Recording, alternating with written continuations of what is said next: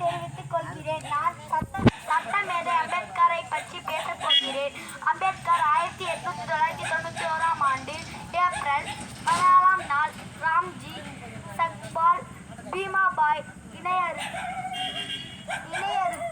14வது குழந்தையாக பிறந்தார். இவரது ஊர் மகாராஷ்டிரா மாநிலத்தில் உள்ள ரத்தினகிரி மாவட்டத்தைச் சேர்ந்தது.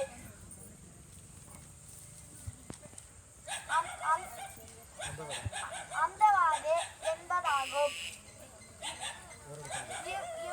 இவரது தந்தை இராணுவ பள்ளி ஒன்றில் ஆசிரியராக பணிபுரிந்து வந்தார். அம்பேத்கர் பொன்மொழி: நான் வணங்கும் தெய்வங்கள் 3. முதல் தெய்வம் அறிவு, 2ஆம் தெய்வம் சுயமரியாதை, 3ஆம் தெய்வம் நன்னடத்தை.